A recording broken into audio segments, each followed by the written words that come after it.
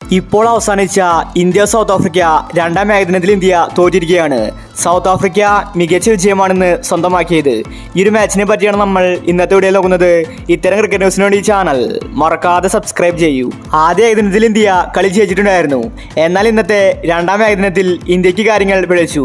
South Africa ജയിച്ചിരിക്കുകയാണ്. ഇന്ന് toss ലഭിച്ച സൗത്ത് ആഫ്രിക്ക ഇന്ത്യൻ ടീമിനെ ബാറ്റിംഗിന് അയച്ചു. ഋതുരാജും സായ് സുദർശനുമാണ് ഇന്നിംഗ്സ് ഓപ്പൺ ചെയ്തത്. ഇന്ത്യക്ക് അത്ര നല്ല തുടക്കമല്ല ഇന്ന് ലഭിച്ചത്. കളിയുടെ രണ്ടാം ഓവറിൽ തന്നെ ഋതുരാജ് ഔട്ടായി മടങ്ങി.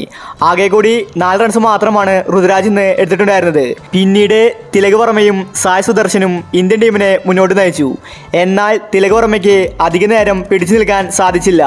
10 റൺസ് എടുത്ത് തിലക് വർമ്മയും ഔട്ടായി മടങ്ങി. എന്നാൽ സായ് സുദർശൻ കളി വിട്ടുകൊടുക്കാൻ ഒരുക്കമല്ലായിരുന്നു. താരം ഇന്ന് മികച്ച ബാറ്റിംഗ് ആണ് കാഴ്ചവെച്ചത്. 62 റൺസാണ് സായ് സുദർശൻ ഇന്ന് എടുത്തിട്ടുണ്ടായിരുന്നത്. തിലക് വർമ്മയ്ക്ക് ശേഷം വന്നത് രാഹുലായിരുന്നു. രാഹുലും സായ് സുദർശനും ഇന്ത്യൻ ടീമിനെ മുന്നോട്ട് നയിച്ചു. പിന്നീട് സായ് സുദർശൻ ഔട്ടായപ്പോൾ സഞ്ജുവാണ് കളത്തിലെത്തിയത്. എന്നാൽ സഞ്ജുവിന് ഇന്ന് ഫോമാകാൻ സാധിച്ചില്ല. ആകെ കൂടി 12 റൺസ് മാത്രമാണ് സഞ്ജു ഇന്ന് എടുത്തിട്ടുണ്ടായിരുന്നത്. ശേഷം വന്ന റിങ്കു സിംഗും ഫ്ലോപ്പായി. 17 റൺസ് എടുത്ത് റിങ്കു മടങ്ങി. പിന്നീട് അക്സർ പട്ടേൽ എത്തി. താരം ഇന്ന് 7 റൺസ് എടുത്തു. താരവും പരാജയമായിരുന്നു. രാഹുലും സായ് സുദർശനും മാത്രമാണ് ഇന്ന് ഇന്ത്യൻ ടീമിൽ കളിച്ചിട്ടുണ്ടായിരുന്നത്. അതുകൊണ്ട് തന്നെ ഇന്ത്യക്ക് മോശം റൺസാണ് ഇന്ന് ലഭിച്ചത്. 46 ഓവറിൽ ഇന്ത്യ ഓൾ ഔട്ടായി. 211 റൺസ് ഇന്ന് ഇന്ത്യ എടുത്തിട്ടുണ്ടായിരുന്നു. ഇന്ത്യയെ സംബന്ധിച്ചത് ചെറിയൊരു സ്കോറായിരുന്നു. ശേഷം സൗത്ത് ആഫ്രിക്ക സെക്കൻഡ് ബാറ്റിംഗിന് ഇറങ്ങി. ആദ്യം തന്നെ സൗത്ത് ആഫ്രിക്ക അടിച്ചു കളിച്ചു. ഇന്ത്യക്ക് അവരുടെ ഒരു വിക്കറ്റ് പോലും നേടാൻ സാധിച്ചില്ല. അവരുടെ ഓപ്പണേഴ്സ് മികച്ച ബാറ്റിംഗ് ആണെന്ന് പുറത്തെടുത്തത്.